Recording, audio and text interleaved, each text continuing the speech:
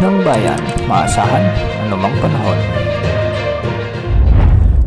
Magandang oras po sa ating lahat. Narito na ang pinakahuling update sa magiging lagay ng ating panahon ngayon at sa susunod na 24 oras. Sa kasalukuyan ay may LPA tayong minomonitor, may isang bagyo at may epekto rin ang southwest monsoon sa ating bansa. Huling namataan ang bagyo o isang tropical storm category na ito na si Tropical Storm Sepat sa layong 2,315 kilometers east-northeast ng extreme northern Luzon. Taglay nito ang lakas ng hangin na umaabot sa 65 km per hour malapit sa gitna at pagbugsong umaabot naman sa 80 km per hour.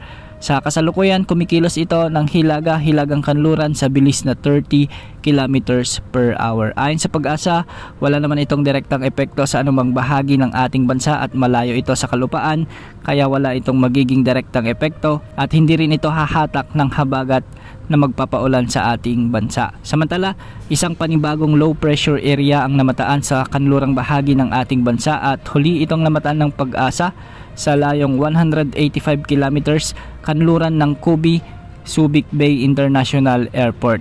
Ayon din sa Pag-asa ay mababa pa naman ang tsansa nitong lumakas bilang bagyo sa susunod na 24 oras at posible itong mag-dissipate o malusaw sa mga susunod na araw. Dahil nga sa epekto ng low pressure area na ito, asahan na ang maulap na kalangitan na may mga tsansa ng mga pagulan at pagkidlat pagkulog sa malaking bahagi ng Pangasinan, Zambales at Bataan. Ang mga lugar na ito ay pinag-iingat natin sa banta ng mga pagbaha o pagguho ng lupa, lalo na kung may mga katamtaman at minsan ay malalakas na pag-ulan. Samantala, dahil nga sa pag-iral ng hanging habagat o southwest monsoon, ay magiging maulap din ang mga kalangitan na may mga kalat-kalat na pagulan at pagkidlat pagkulog sa Metro Manila, Calabarzon, Bicol Region, Mimaropa, Western Visayas sa may Zamboanga Peninsula.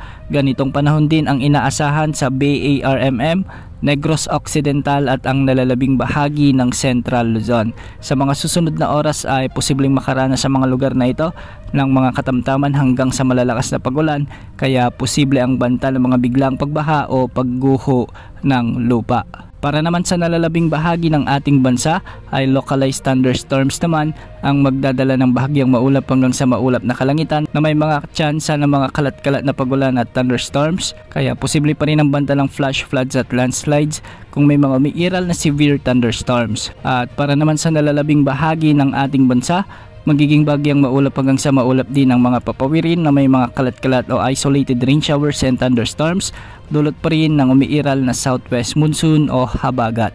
Posible rin ang banta ng mga pagbaha o pagguho ng lupa, lalo na kung may mga katamtaman o malalakas na pag-ulan dulot ng severe thunderstorms. Sa mga susunod na araw ay posibleng mas lumakas pa ang pagbugso ng habagat, kaya maraming lugar sa western parts ng ating bansa ang makakaranas ng mga katamtaman hanggang sa malalakas at minsan ay matitinding pag-ulan, lalo na sa susunod na linggo. Wala namang nakataas na gale warning sa anumang baybaying sakop ng ating bansa. Yan ang update sa lagay ng panahon. Ito po ang weather update ng bayan, maasahan anumang panahon.